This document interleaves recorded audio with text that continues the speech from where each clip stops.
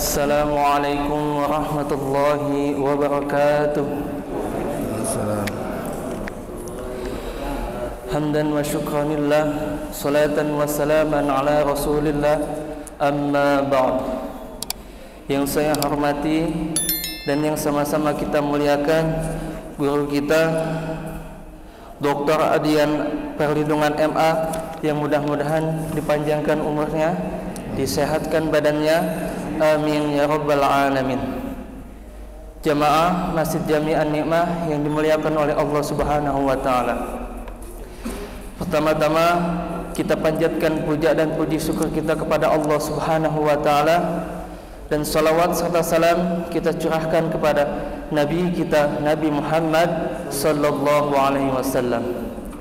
Jamaah Masjid Jami' An-Ni'mah yang dimuliakan oleh Allah Subhanahu wa taala. Untuk mempersingkat waktu, mari kita buka kajian ini dengan membaca basmalah. Bismillahirrahmanirrahim. Mari kita dengarkan kajian yang akan disampaikan oleh guru kita. Waktu dan tempat dipersilahkan. Bismillahirrahmanirrahim. Assalamualaikum warahmatullahi wabarakatuh. Alhamdulillah wa syukurillah, la hawla wa quwwata illa billah, wassalatu wassalamu ala rasulillah wa ala ashabihi wa mawalah. Bapak-bapak, ibu-ibu, saudara-saudara sekalian yang dimuliakan oleh Allah Subhanahu wa taala, alhamdulillah, puji dan syukur kita panjatkan kehadirat Allah Subhanahu wa taala atas limpahan rahmat, taufik, hidayah dan inayahnya kepada kita semua. Salawat beriring salam mudah-mudahan senantiasa tercurahkan kepada junjungan kita, Nabi kita Muhammad sallallahu alaihi wasallam beserta istri, keluarga dan sahabat beliau. Hadirin rahimakumullah yang dimuliakan oleh Allah Subhanahu wa taala. Kalau kita berbicara tentang label, tentang merek, ya pasti kita banyak tahu merek-merek terkenal sesuai dengan produk-produk unggulan. Ya, misalnya yang pegang air mineral adalah Aqua. Ya, yang pegang air mineral adalah Aqua. Kalau Bapak ke warung, Bapak tanya, ada air Aqua enggak? Orang warung akan jawab, ada. Yang fit ya Pak? Ada. Yang fit ya Pak?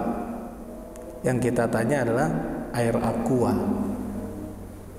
Yang kemudian yang punya warung menjawab mereknya fit, yang fit. Nah, itu produk unggulan air mineral adalah Aqua, dan perusahaan ini cukup banyak menggelontorkan uang untuk membangun mereknya. Kalau pasta gigi yang paling berhasil itu apa Bapak Ibu? Bukan Pepsodent, odol. Kemana-mana kita cari odol, ada odol enggak? Padahal odol itu adalah sebuah merek zaman dulu. Ya, merek pasta gigi bernama odol. Kalau nggak salah saya sekarang di Eropa masih ada itu odol. Nah, kita cari odol. Bener nggak cari odol kan? Bener. Cari odol. Padahal harusnya kita cari pasta gigi, ada nggak? Ada, pasti Pepsodent. Gitu. Kalau di Indonesia Pepsodent mereknya, tapi orang nggak bilang ada Pepsodent nggak ada. Pasti ada odol nggak? Ada, merek Pepsodent katanya. Ya, kalau kita ngomongin deterjen, maka deterjen itu yang megang mereknya adalah Rinso. Ya, begitu juga kalau kita bicara sabun colek adalah apa? Ekonomi. Ya. Kalau kita bicara produk mobil, di mana-mana orang ngomongin Toyota. Ya, Toyota. Nah, itu merek Bapak Ibu. Ya, merek itu cukup cukup penting, dan perusahaan-perusahaan produk itu menggelontorkan uang cukup banyak untuk membangun sebuah merek. Nah, menurut saya ketika kita membicarakan sabun mandi, dari dulu selalu yang ada dalam mindset kita adalah Lux atau Lifebuoy. Ya, Lifebuoy itu identik sabun mandi. Nah, kalau sampo adalah Pantene.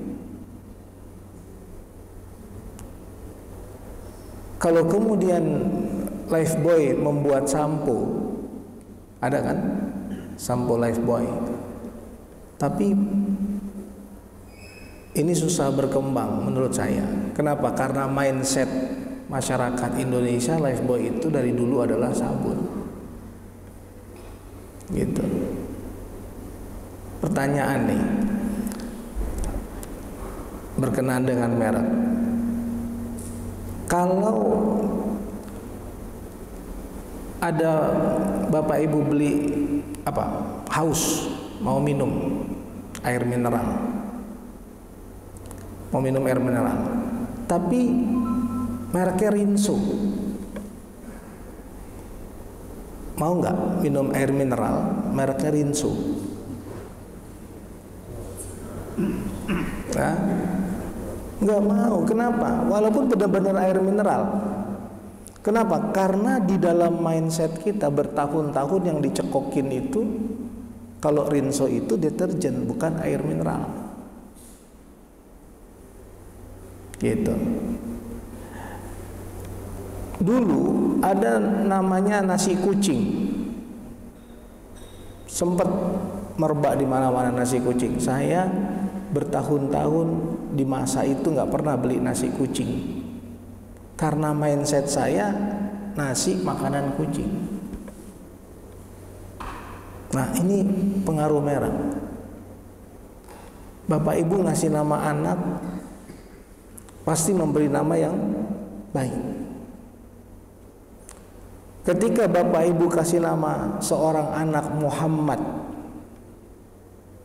ya, Muhammad Akbar misalnya, nah pasti Bapak Ibu berusaha bagaimana anak ini dididik sesuai dengan namanya, sesuai dengan mereknya, sesuai dengan namanya, karena dia menyandang sebuah nama di mana nama itu disandarkan kepada nama seorang nabi besar, Nabi kita Muhammad SAW. Pasti ada harapan. Apa harapannya? Agar anak ini setidaknya berakhlak dengan akhlak Nabi Muhammad. Ketika kita memberi nama seorang anak Siti Aisyah, maka kita akan berusaha bagaimana mendidik anak kita ini berusaha akhlaknya seperti akhlak seorang Siti Aisyah. Nih, ada orang sekedar memberi nama tapi nggak bertanggung jawab dengan proses pendidikan anak. Akhirnya beberapa kali nama Muhammad itu bermasalah dengan masalah hukum. Artinya orang tuanya tidak bertanggung jawab di dalam mendidik anaknya. Nah, kalau merek-merek produk tadi dia unggul karena menggelontorkan uang, tapi kalau untuk nama anak, pengorbanan orang tua itulah bagaimana mendidik anak itu sesuai dengan namanya, ya, sesuai dengan namanya. Saya Andian Parlindungan. Setelah saya tumbuh besar, kenapa nggak pakai nama Ahmad atau Muhammad? Tapi nenek saya bilang dikasih nama Parlindungan. Dia bilang apa? tidak harus berbau bahasa Arab. Yang penting maknanya. Perlindungan itu selalu melindungi, selalu mengayomi, selalu menyayangi, memberi perlindungan kepada orang lain. Oh, bagus maknanya menurut saya. Bapak Ibu sekalian, bagaimana kita membranding nama kita? Ada istilah personal branding. Kalau bapak-bapak disebut nama bapak-bapak, pengennya yang melekat itu merek apa? Aqua itu disebut, ketika disebut nama Aqua sesuai dengan iklannya. Iklan Aqua itu ada kan, jernih dan lain-lain, itu sesuai dengan nama apa, keunggulannya. Nah, ketika nama kita disebut oleh orang lain, kita mau yang disebut speknya itu apa? Keunggulannya apa? Oh, dia orang baik, dia orang soleh, dia penyayang, dia pengasih. Oh, yang dermawan itu ya. Oh, yang suka bermasyarakat itu ya. Itu adalah keunggulan, Bapak Ibu. Nah, itu adalah personal branding namanya. Personal branding ini bukan pencitraan. Kalau pencitraan itu lebih kepada negatif menurut saya. Bagaimana saya melakukan pencitraan buat diri saya? Ya, pencitraan buat diri saya. Tapi kalau personal branding, saya sebetulnya pencitraan itu positif sebenarnya. Tapi ketika dikembangkan dalam kehidupan yang bermasyarakat, selalu kalimat itu ditempatkan pada posisi negatif. Ah, dia pencitraan tuh. Dia melakukan pencitraan. Nah, kalau personal branding ini, aduh, saya pengen ketika disebut nama saya, yang diingat oleh orang lain adalah kebaikan saya. Yang diingat oleh orang lain adalah kesolehan saya. Yang diingat oleh orang lain adalah kasih sayang saya, kepedulian saya. Sehingga apa? Orang lain akan mendoakan kita ketika kita sudah tidak ada. Nah, ini butuh perjuangan, Bapak Ibu. Kalau produk-produk itu butuh anggaran besar untuk membranding produknya, kalau kita nggak butuh anggaran besar. Kecuali kalau niat kita lain. Kalau biar populer, maka kita butuh anggaran besar buat buku,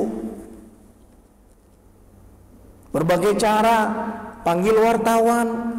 Nah, itu lain tuh, personal branding dalam perspektif yang berbeda. Panggil wartawan, buat buku, ya. Bagaimana caranya saya terkenal? Nah, bukan itu konteksnya, tapi konteksnya adalah bagaimana ketika orang menyebut nama kita, yang dilihat oleh orang, yang didengar oleh orang lain adalah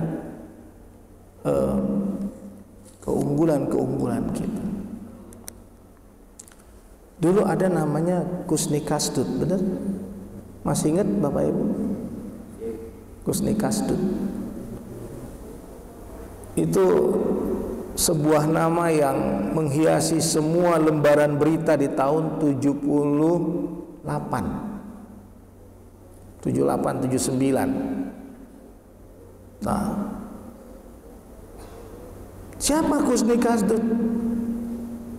Baca sosok dia itu, yang preman keluar masuk penjara di tahun-tahun 78, 79. Nah, ada nggak yang berani ngasih nama anaknya sekarang Kusnikasdut? Nggak ada. Karena apa? Nama itu tidak punya keunggulan dengan berkaitan dengan orangnya. Bahkan yang pernah menyandang nama itu orang yang nggak pernah benar. Menurut kacamata hukum pada saat tahun 78 79. Nah, bagaimana tanggung jawab kita saat ini adalah dalam konteks yang positif, ya, membangun merek kita, Bapak Ibu. Sama dengan produk tadi, kalau sebuah air mineral sering disebut mereknya di mana-mana, pasti nilai jualnya tinggi. Nah, bapak-bapak, ibu-ibu juga begitu. Ketika disebut nama kita dengan keunggulan-keunggulannya, maka saya yakin banyak orang yang ingin bersaudara dengan kita, banyak orang yang ingin berteman dengan kita. Karena apa? Nilai kebaikan kita. Makanya kita lihat di dalam surat Al-Asr, wal asri innal insana lafi khusr. Semua manusia rugi. Semua manusia rugi. Yang tidak rugi illal ladzina amanu wa amilus solihati wa tawasaw bil haqqi wa tawasaw bis sabr. Yang tidak mengalami kerugian adalah orang yang beriman dan beramal soleh, saling menasehati dalam kebenaran dan kesabaran. Berarti iman dan amal soleh itu adalah nilai diri seseorang.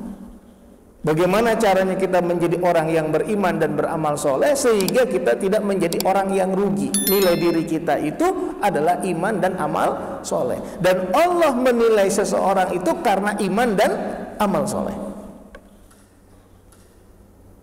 Yang meninggal itu orang soleh, orang baik.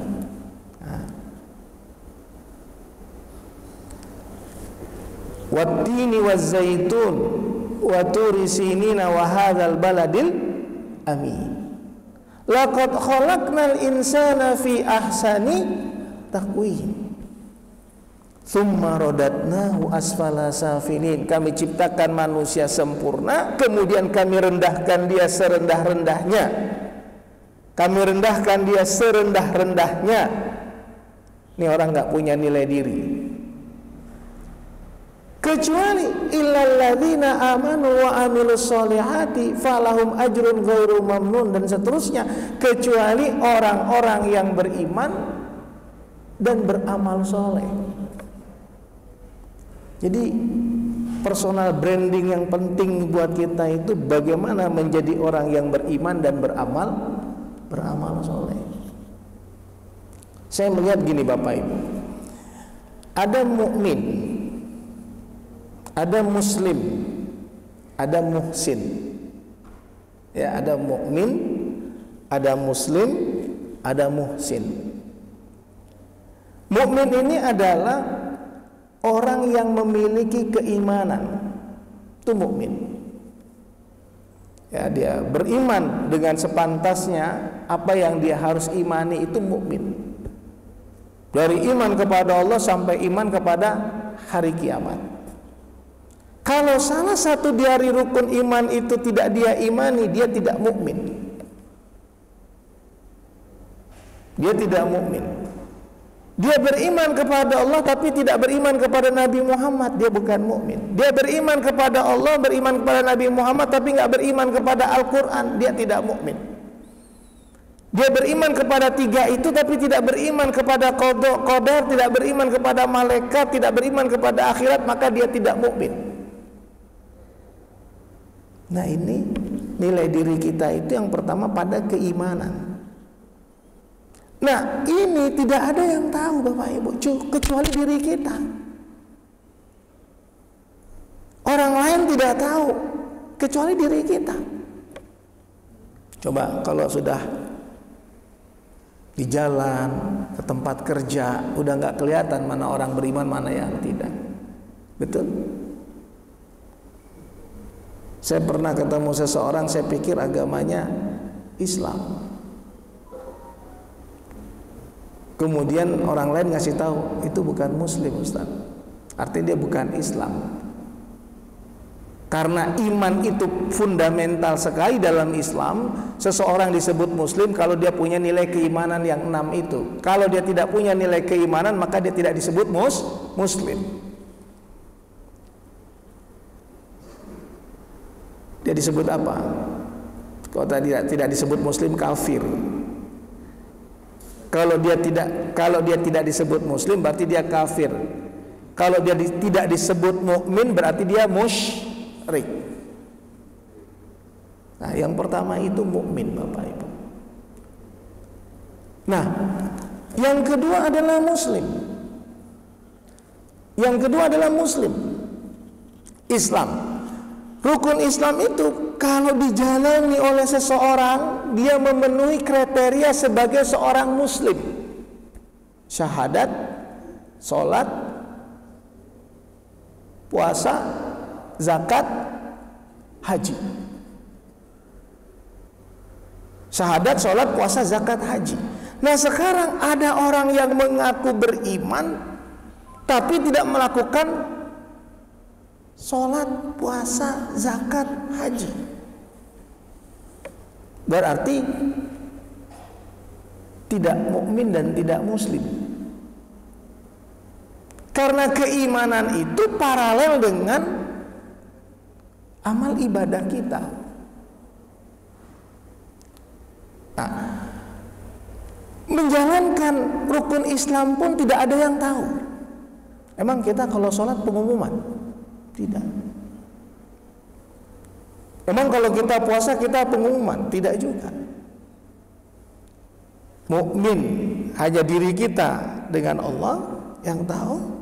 Keislaman kita, ibadah-ibadah kita. Maka saya katakan kalau sudah ketemu dengan orang banyak, nggak tahu membedakan mana muslim lagi, mana tidak. Kecuali dengan simbol-simbol keagamaan salah satunya. Tapi banyak juga orang yang pakai jilbab tidak sholat. Jadi nggak menjadi tolak ukur juga simbol keagamaan itu. Banyak juga orang-orang yang memakai pakaian-pakaian dengan simbol agama tapi kelakuannya tidak sesuai dengan agama. Nah, maka kalau seseorang sudah mukmin, dia muslim. Yang ketiga ini yang menjadi bukti keimanan dan keislamannya itu adalah muhsin. Dia senantiasa melakukan kebaikan-kebaikan di dalam hidupnya. Nah, nilai-nilai kebaikan ini bersumber atau berbasis kepada Quran dan Sunnah. Ya, kepada Al-Quran dan As-Sunnah. Berakhlak dengan akhlak Al-Quran dan As-Sunnah. Suatu ketika Aisyah ditanya oleh sahabat tentang akhlak Rasulullah SAW, Aisyah mengatakan akhlak Rasulullah adalah Al-Quran. Berarti berakhlaklah dengan akhlak Al-Quran. Ya, kita udah beberapa kali bahas tentang ayat-ayat yang berkaitan dengan akhlak dalam perspektif Al-Quran. Kalau As-Sunnah berakhlak dengan akhlak Rasulullah. Sementara Aisyah mengatakan akhlak Rasulullah adalah Al-Quran, berarti berakhlak dengan akhlak Rasulullah sama dengan berakhlak dengan Al-Quran. Dan Rasulullah SAW mengatakan, innama bu'istu liutammima makarimal akhlak. Aku diutus ke dunia ini karena ingin menyempurnakan akhlak. Rasulullah diutus oleh Allah untuk kehidupan di dunia ini karena ingin menyempurnakan akhlak. Nah, sekarang Bapak Ibu lihat di dunia ini, saya melihat nih jahiliyah modern, bahkan lebih jahiliyah dari zaman jahiliyah hari ini. Bayangkan, hari ini tuh lebih jahiliyah dari zaman jahiliyah. Baca berita, akhir-akhir ini ayah menghamili anaknya. Baca nggak beritanya? Beberapa kasus ayah menghamili anaknya, ibu menikah dengan anaknya. Ada 2 kasus. Ibu menikah dengan anaknya yang diusir dari kampungnya.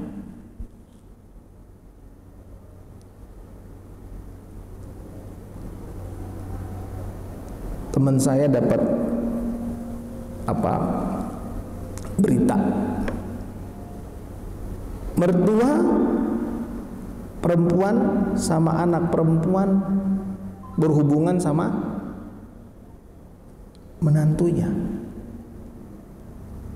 Ini jahiliyah, lebih jahiliyah lagi hari ini. Korupsi merajalela, kejahatan merajalela. Nah, Rasulullah SAW mengatakan, innama bu'istu liutammima makarimal akhlak. Tujuan aku diutus untuk menyempurnakan akhlak, memperbaiki akhlak. Berarti Rasulullah itu fi khuluqin azim, akhlak Rasulullah itu tinggi. Nah, itu Rasulullah nggak kepikiran pengen membangun sebuah merek dirinya, nggak ke situ. Karena itu manusia sempurna.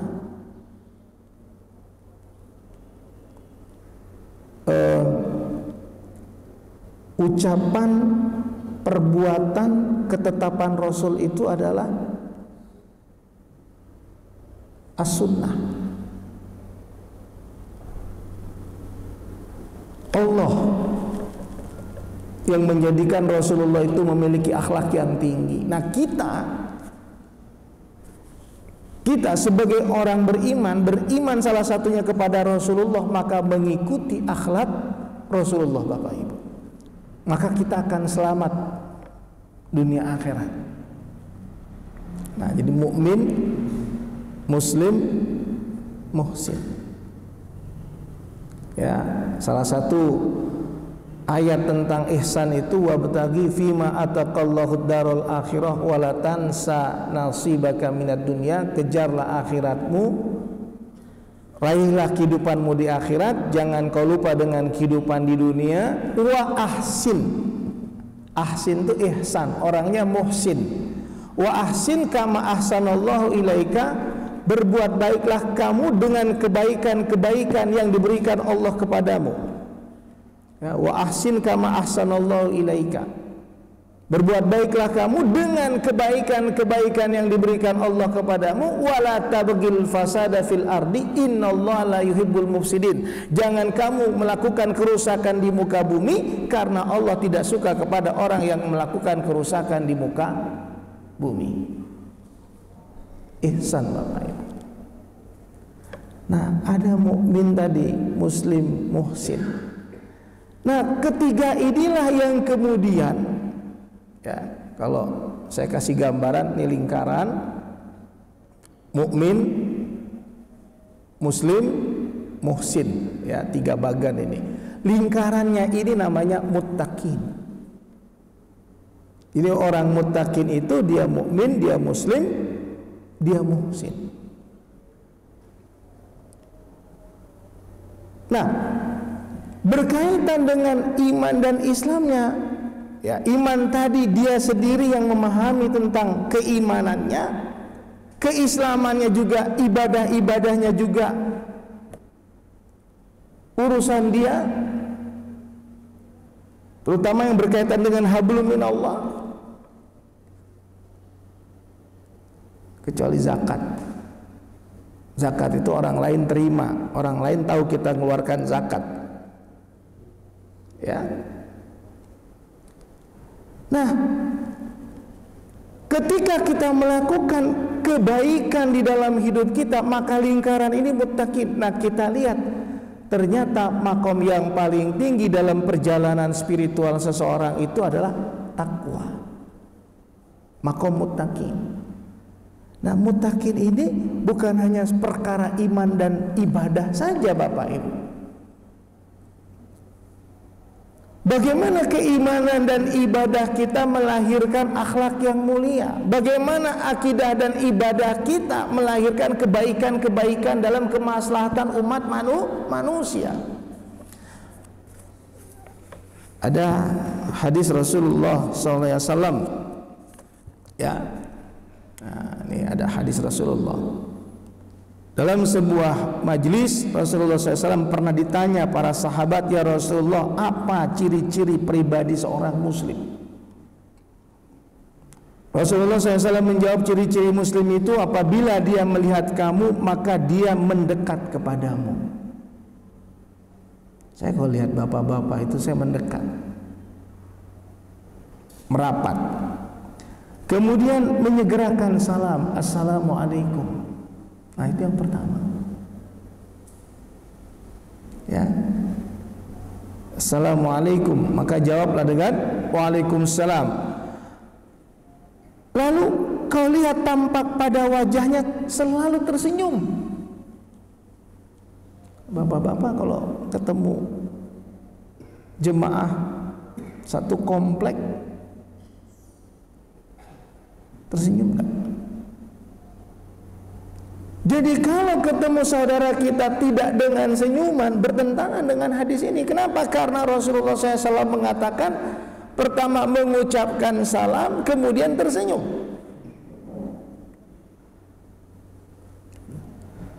Lalu dia akan lebih awal menjulurkan tangannya, ucapkan assalamualaikum, tersenyum, jabat tangan. Kalau kau dekat dengan dia, kau mencium wanginya. Kalau kau bicara dengan dia, perhatikan baik-baik, pasti dia mengajakmu selamat dunia akhirat. Mau berbicara tentang apa saja, pada akhirnya mengajak kamu selamat di akhirat. Kalau kau berurusan dengan dia, dia permudah. Itulah ciri-ciri pribadi muslim. Kalau bapak ibu berurusan dengan orang tersebut, dia akan mudahkan urusan kita. Nah berarti kalau ada orang mempersulit urusan kita, bertentangan dengan hadis ini. Ada orang yang tidak tersenyum, bertentangan dengan hadis ini. Ada yang tidak mengucapkan salam padahal dia kenal kita, atau kita kenal dia, kita tidak mengucapkan salam, bertentangan dengan hadis ini. Ini kan personal branding. Oh orang itu ramah, oh dia kalau ketemu orang lain itu suka salam, senyumnya itu yang luar biasa. Ya, senyumnya luar biasa. Artinya apa? Yang diajarkan oleh hadis itu kebaikan-kebaikan, sebagaimana akhlak Rasulullah itu menjadi nilai dirinya Rasulullah. Jadi iman itu personal sekali antara kita dengan Allah. Ibadah itu juga begitu. Nah yang dirasakan oleh masyarakat dengan ada hadirnya kita apa? Akhlak kita. Kepribadian seorang muslim itu Bapak Ibu. Ada hadis Rasulullah SAW, ya, alam yakun Rasulullah SAW fahishan wala mutafahishan wa kana yaqulu inna min khiyarikum ahsanukum akhlaqa. Pribadi Rasulullah bukanlah seperti orang yang keji dan jahat. Maka klaim terhadap Islam agama kekerasan itu tidak mungkin. Kenapa? Karena Rasulullah itu bukan pribadi yang jahat, yang keji. Bahkan Rasulullah SAW bersabda, sesungguhnya orang yang paling baik di antara kalian adalah yang paling baik budi pekertinya. Orang yang paling baik di antara bapak ibu ini adalah yang paling baik budi pekertinya. Berarti budi pekerti itu adalah modal kita untuk berinteraksi. Karena Rasulullah mengatakan orang yang paling baik di antara kamu yang paling baik budi pekertinya. Berarti itu modal utama untuk berinteraksi, bersosialisasi. Kira-kira salah satu hadis tadi nih, pribadi muslim kalau kau ketemu dengan orang tersebut, ya orang itu mengucapkan salam, dia tersenyum kepadamu, dia menjulurkan tangannya, ya kalau kau berurusan dengan dia, kalau kau dekat dengan dia, dia wangi, kalau kau berurusan dengan dia, dia memudahkan urusanmu. Nah kira-kira Bapak Ibu cinta nggak dengan sosok ini?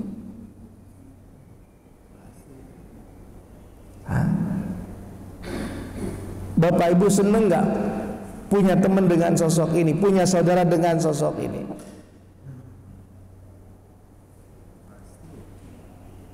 Itu salah satu yang yang harus diupayakan menjadi personal branding kita. Bagaimana orang berurusan dengan kita, kita mudahkan urusannya. Bagaimana orang dekat dengan kita, kita tersenyum, kita memberikan kebaikan buat orang lain, membawa kebaikan buat orang lain. Itu hadis muttafaq alaih. Dan kemudian Rasulullah mengatakan, yang menguatkan hadis itu, sebaik-baik orang di antara kalian adalah yang paling baik akhlaknya, yang paling baik budi pekertinya. Saya selalu bilang sama teman-teman yang punya bisnis, nomor satu menilai orang itu adalah akhlaknya, karakternya. Karakternya, baru nomor dua kemampuannya, skillnya, kecerdasannya. Kenapa? Kalau akhlaknya baik, karakternya baik, kecerdasannya itu bisa di-upgrade.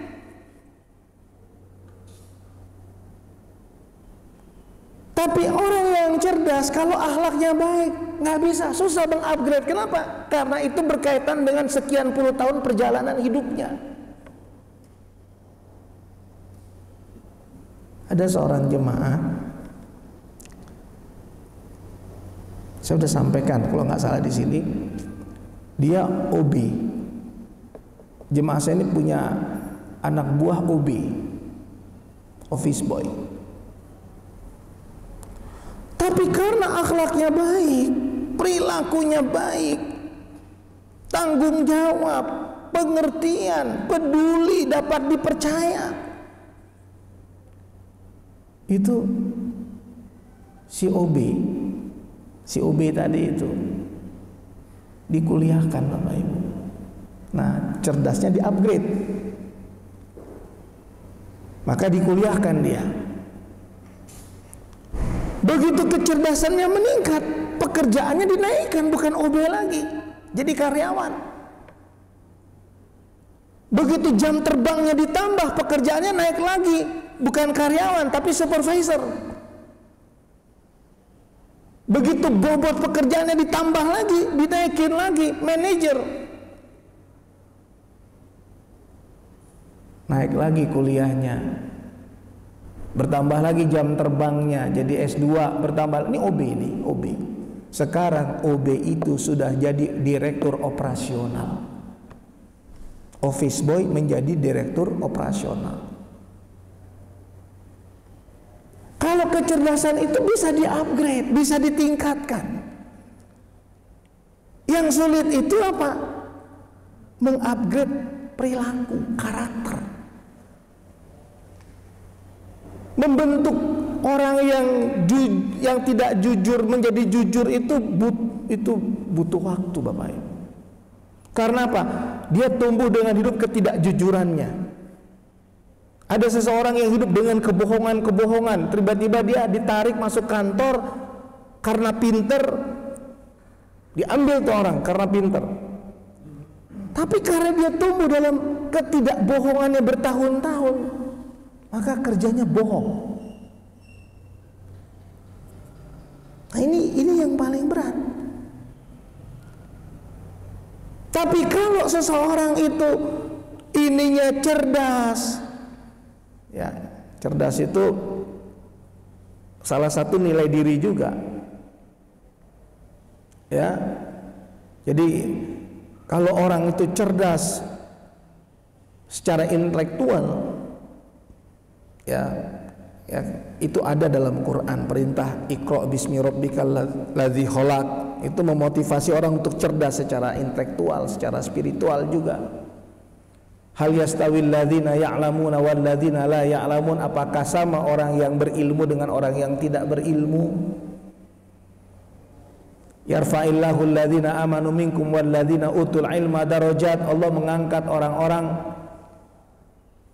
yang beriman dan berilmu di antara kamu beberapa derajat. Artinya orang yang punya kecerdasan intelektual itu pasti berbeda dengan orang yang tidak cerdas secara intelektual. Makanya levelnya menjadi tidak sama di dalam kehidupannya. Ya, misalnya bapak-bapak nyekolahkan anak ke luar negeri, harapannya apa? Anak itu ahli di bidang tertentu, ya, ahli di bidang tertentu, cerdas secara intelektual, ya, akalnya, otaknya pinter. Nah, tapi juga hatinya itu bersih, punya nilai-nilai kebaikan itu, ya, jujur, istiqomah, tanggung jawab, peduli, disiplin, sabar, tawakal, punya komitmen. Nah, itu hati Bapak Ibu. Nah, jiwanya itu terlatih, an-nafsnya terlatih, bukan orientasinya dunia, bukan orientasinya hanya keuntungan, bukan jiwa yang liar, tapi jiwa yang sudah ditundukkan oleh Allah, an-nafsul mutmainnah, jiwa yang tenang, jiwa yang damai, jiwa yang bahagia, bukan jiwa yang liar, bukan an-nafsu al-ammarah bisu. Nah, 3 komponen ini Bapak Ibu, ini juga menjadi nilai diri seseorang, menjadi nilai diri seseorang. Nah, inilah yang kemudian menggerakkan seseorang menjadi energi untuk berbuat kebaikan di dalam hidupnya. Ini yang menjadi personal branding seseorang. Orangnya pintar, hatinya baik, jiwanya tenang itu. Oh, itu orangnya pintar tapi gerasak gerusuk, sombong lagi. Jadi pintarnya nggak kepake. Karena apa? Karena orang tidak suka sama orang yang sombong, yang gerasak gerusuk, merasa paling benar. Orang nggak suka, walaupun sepintar apapun dia, betul? Nah, Rasulullah mengajarkan kepada kita, kata Rasulullah, sebaik-baik orang beriman di antara kamu adalah yang paling baik akhlaknya. Di dalam hadis At-Tirmizi, anna Nabi SAW qala ma min syai'in athqala fi mizanil abdil mu'min yaumal qiyamah min husnil khuluq wa inna Allah yubghidul fahishal badhiyah. At-Tirmizi, tidak ada sesuatu pun yang melebihi beratnya budi pekerti yang baik dalam timbangan orang mukmin pada hari kiamat. Budi pekerti yang baik Bapak Ibu, akhlak,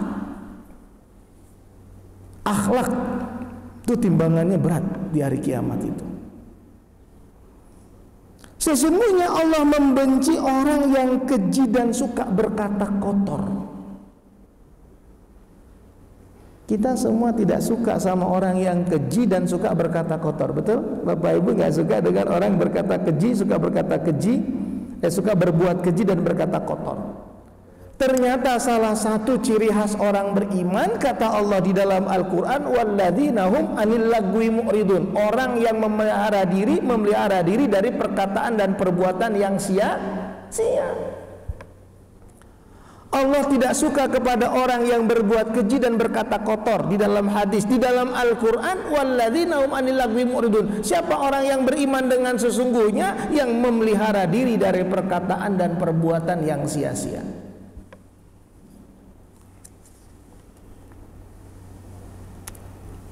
Di hadis yang lain, wa an Abi Hurairah radhiyallahu anhu qala, su'ila Rasulullah SAW an aktsari ma yudkhilun nasal jannah, qala taqwallah wa husnul khuluq.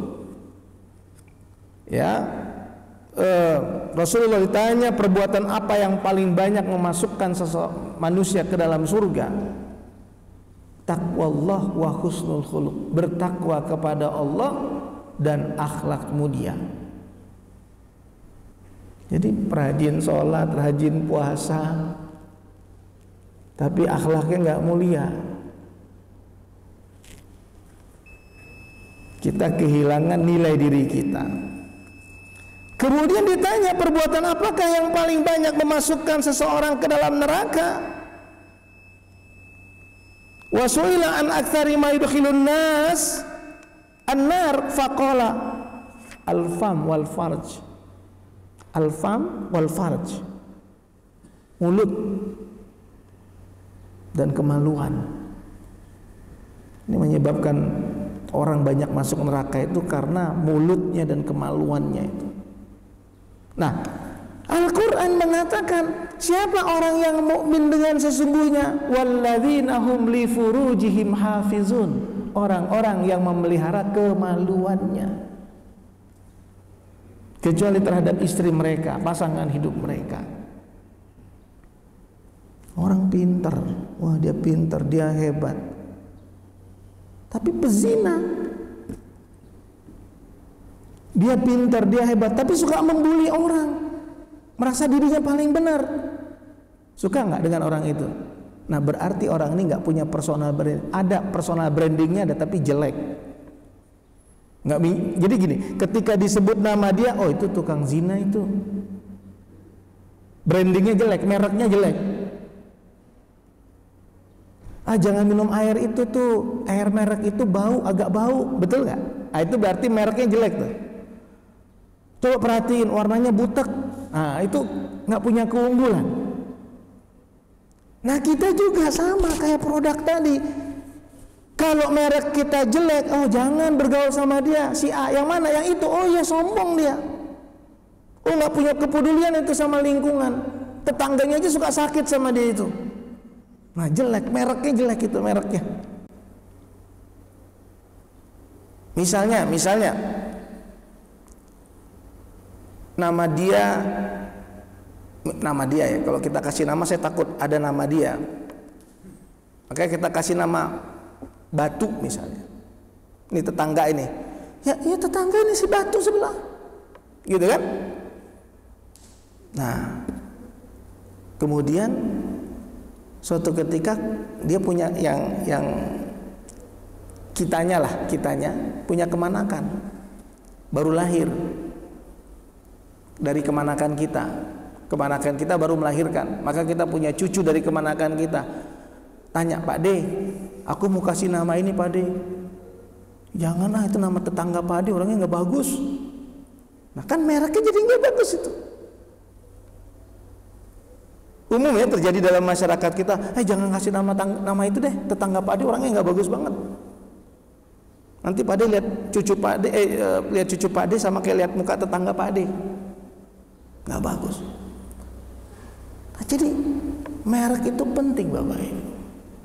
Nah, untuk kita jangan lupa, mukmin itu urusan kita yang punya keyakinan, muslim itu ibadah kita.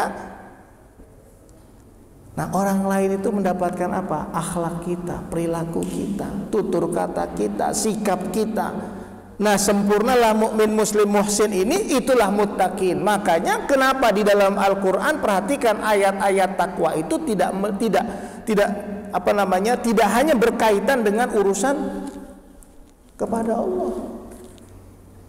Ayat takwa menjelaskan tentang sholat, ya, tentang iman kepada Allah, ya, tapi juga tentang sedekah, zakat, infak, berbuat baik, menepati janji, amanah. Nah, menepati janji itu apa? Akhlak. Amanah itu apa? Akhlak. Sedekah itu apa? Kemaslahatan sosial. Jadi, makanya ada hadis Nabi, ada hadis disebutkan oleh Abu Dawud. Sami'tu Rasulullah sallallahu alaihi wasallam, ya, diriwayatkan oleh Abu Daud, wa an Aisyah radhiyallahu anha qalat, dari Aisyah mengatakan, sami'tu Rasulullah sallallahu alaihi wasallam yaqul, aku mendengar Rasulullah SAW berkata, innal mu'mina la yudriku bi husni khuluqi darajatas shaimil qa'im. Sesungguhnya orang mukmin dengan budi pekerti yang baik, orang mukmin ya Bapak Ibu ya, ceritanya orang mukmin dengan budi pekerti yang baik dapat mengejar derajat orang yang selalu berpuasa dan sholat malam. Ya, kita ini mukmin, rajin sholat, puasa Ramadan kita jalan, zakat kita jalan, tapi kadang-kadang sholat malam kita itu kadang sholat, kadang enggak. Nah, unggulkan diri kita dengan budi pekerti yang baik, dengan akhlak yang baik, dengan akhlak yang mulia. Tapi jangan cuman akhlak mulia, ibadahnya enggak. Ada orang tuh pengen dikenang akhlaknya baik, perilakunya baik, tapi ibadahnya enggak ada, itu salah. Tapi kalau sudah beribadah, kemudian kadang-kadang kita sholat malamnya juga sesekali, ya sempurnakanlah dengan akhlak yang baik. Syukur alhamdulillah, ibadah wajib kita jalan, ibadah sunnah kita jalan, akhlak kita baik. Subhanallah Bapak Ibu, ahli surga insya Allah. Nah itulah muttaqin itu. Makanya ayat-ayat tentang takwa di dalam Al-Quran tidak selamanya berkaitan dengan hablum minallah. Ada yang berkaitan dengan hablum minallah, ada yang berkaitan dengan hablum minan nas. Al-Baqarah ayat 1 sampai 5 itu, di situ ada tentang keimanan kepada Allah, tentang sholat, ya, tentang sholat, tentang infak. Tapi Ali Imran 133, 135 itu lebih banyak tentang muamalah ma'an nas, takwa itu, ya, menginfakkan harta, menahan marah, memaafkan kesalahan orang lain, hablum minan nas, akhlak. Nah ini penting Bapak Ibu, membangun personal branding, membangun merek diri kita, ya, dan itu tanggung jawab kita. Nggak perlu mengeluarkan biaya besar. Kalau kita pengen mengeluarkan biaya besar, mengeluarkan baliho, kemudian panggil wartawan, nah itu lain maksudnya, personal brandingnya udah beda, bukan itu. Itu pengen populer, pengen terkenal. Nah, personal brandingnya beda. Kalau yang saya maksud ini bagaimana kita dicintai oleh Allah dan dicintai oleh manusia.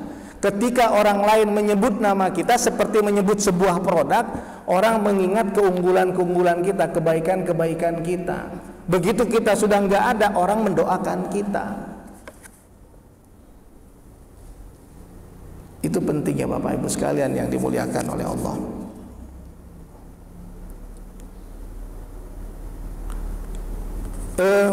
Ada satu hadis lagi yang saya akan bacakan kepada Bapak Ibu sekalian, ya. Abu Umamah Al-Bahili radhiyallahu an berkata bahwa Rasulullah SAW bersabda, aku berani menjamin, kata Rasulullah, sebuah rumah di surga bagian bawah lagi orang yang meninggalkan debat kusir walaupun dia benar. Ada sebuah rumah tapi di bagian bawah surga. Wallahu a'lam bagaimana membayangkannya, walaupun dia benar tapi suka debat kusir. Nah debat itu juga ada etika, ada tata krama. Anggota DPR itu kalau dia bilang sama orang tua, apa namanya, merendahkan orang tua, apalagi seorang profesor, walaupun benar tidak berakhlak. Benar, walaupun benar, apalagi salah. Itu enggak berakhlak. Benar tidak berakhlak, tempatnya di bawah di surga. Udah enggak benar, enggak berakhlak, Allahu a'lam di mana tempatnya. Sebuah rumah di surga bagian tengah bagi orang yang meninggalkan dusta walaupun dia bergurau. Wah, meninggalkan dusta. Jadi dia walaupun dia bergurau, dia nggak mau dusta. Nggak ada bohong itu bohong yang baik gitu. Bohongnya tetap bohong gitu. Artinya kita sudah harus mulai meluruskan, usahakan jangan berbohong. Nggak ada bohong untuk kebaikan, ya kan? Tetap bohong namanya kan? Tetap bohong namanya. Ya. Dan sebuah rumah di bagian atas bagi orang yang selalu baik budi pekertinya. Ya. Sebuah rumah di bagian atas bagi orang yang baik budi pekertinya. Jadi Bapak Ibu sekalian, itulah pentingnya membangun merek pribadi kita dalam konteks kebaikan ya, bukan dalam konteks popularitas. Bagaimana caranya ketika orang menyebut nama kita, yang diingat oleh orang lain adalah kebaikan-kebaikan kita. Contoh, siapa yang berhasil membangun merek itu? Buya Hamka, Muhammad Hatta. Ini Muhammad Hatta. Nggak pernah terdengar di masyarakat kejelekan-kejelekan Muhammad Hatta, kejelekan-kejelekan Buya Hamka. Muhammad Nasir, ya, nggak terdengar tuh kejelekan-kejelekan Muhammad Nasir. Nah, itu berhasil membangun merek mereka itu dengan perjuangan, dengan pengorbanan. Jadi Bapak Ibu, hiasi diri kita dengan akhlak mulia, itulah nilai diri kita. Ya, semoga Allah meridhai kita. Ya, Allah muwaffiq ila aqwamit thoriq. Assalamualaikum warahmatullahi wabarakatuh. Ada pertanyaan?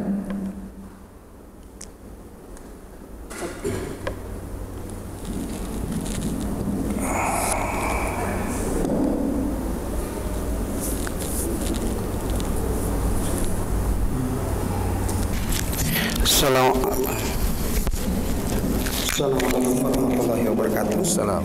Terima kasih atas waktunya Pak Dr. Adiatna Perlindungan. Pertanyaan saya di poin yang terakhir, karena di hadis yang disampaikan oleh Abu Umamah yang terakhir itu, Rasulullah SAW akan membangunkan rumah di surga bagi orang yang meninggalkan dusta. Nah, tadi ada kata-kata nggak ada dusta itu yang demi kebaikan. Tidak ada dosa? Tidak ada dusta. Berbohong itu bukan untuk kebaikan atau apa? Tadi saya nangkapnya ya dusta, tidak ada dusta itu buat kebaikan. Bohong itu buat kebaikan. Kan ada orang yang menyampaikan ini mah buat demi kebaikan, jadi kita bohong. Nah, ini kan yang sudah berjalan, kadang-kadang orang itu mau menyelamatkan orang lain. Jauhin sedikit itunya biar. Oke. Mau menyelamatkan orang lain, akhirnya dia berbohong. Nah, tadi kata-katanya bahwa bohong ya bohong, tidak ada kata bohong itu demi kebaikan. Kalau nggak salah Pak Haji tadi sempat menyampaikan itu. Nah, yang sekarang berjalan itu kan kita mau menyelamatkan orang lain, kita berbohong. Itu bagaimana Pak? Kaitan dengan hadis yang tadi disampaikan oleh Abu Umamah tadi. Itu aja yang terakhir. Ya, strategi berkomunikasi, ya, strategi berkomunikasi. Saya ini sebetulnya orang yang tidak jujur. Saya adalah orang yang tidak jujur. Sebenarnya saya ini adalah orang yang tidak peduli. Sebenarnya saya ini orang yang tidak punya rasa tanggung jawab. Tapi biar Bapak Ibu bisa terima saya, maka saya menjelaskan bahwa saya ini adalah, Bapak Ibu, saya orangnya jujur banget. Dan kalau Bapak Ibu tahu, saya sangat peduli sama orang lain. Dan tetangga-tetangga bilang saya adalah orang yang paling bertanggung jawab. Padahal realitanya tidak. Nah, saya meyakinkan Bapak Ibu saya jujur, saya peduli, saya adalah tanggung jawab. Padahal realitanya tidak. Nah, itu berarti bohong. Ya kan? Itu berarti bohong. Nah, tapi ada yang kemudian untuk meyakinkan orang, ya, sebetulnya saya ini memang jujur, saya ini memang bertanggung jawab, saya ini emang peduli orangnya. Nah, tapi kan kalau saya mengatakan Bapak Ibu saya orang yang jujur, saya orang peduli, orang tanggung jawab, walaupun realitanya saya seperti itu, nah ini orang nggak akan percaya, betul? Nggak perlu kita mengiklankan diri kita ini jujur, kita ini peduli, kita ini tanggung jawab, nggak perlu. Nah, dalam strategi berkomunikasi, maka apa yang harus kita lakukan? Bekerja, tunjukkan komitmen sama orang lain. Tanggung jawab seperti apa, peduli itu seperti apa, penyayang itu seperti apa, nggak penting itu. diomongin. Itu lebih indah sebetulnya. Nah, tapi ada orang-orang untuk mendapatkan apa yang dia inginkan. Yang ketiga, ada orang-orang untuk mendapatkan apa yang dia inginkan, untuk mendapatkan empati dari orang lain. Saat menyampaikan pesan-pesan agama, ada pesan-pesan kebohongan di situ. Tapi selalu demi kebaikan, nggak apa-apa deh saya berbohong di dalam hati. Padahal cerita itu di-create, cerita itu tidak pernah ada, tapi untuk kebaikan dia berbohong. Kan tetap namanya bohong kan? Itu yang saya maksud, tetap namanya bohong. Kalau kemudian ditunggangi oleh pesan kepentingan pribadi, maka nggak ada nilainya di situ. Kehilangan nilai amal soleh di situ. Malah bisa berdosa kalau ditunggangi oleh kepentingan pribadi. Tapi kalau untuk kemaslahatan, ya tetap saja bohong, walaupun muatannya kebaikan. Nggak apa-apa deh bohong demi kebaikan. Nah, ini tetap, kalau menurut saya bohong ya bohong. Makanya dalam strategi berkomunikasi, usahakan yang kita utamakan nilai-nilai kebaikan tanpa harus berbohong. Gitu maksud saya. Sampaikan nilai-nilai kebaikan tanpa harus berbohong. Gitu ya Pak, yang paling penting. Ada lagi? Cukup? Semoga Allah meridhai kita, merahmati kita. Semoga kita sehat walafiat. Ya, semoga Allah mudahkan urusan kita, lapangkan rezeki kita, hidup bahagia, dan ketika diwafatkan oleh Allah insyaallah husnul khatimah. Ya, Al-Fatihah.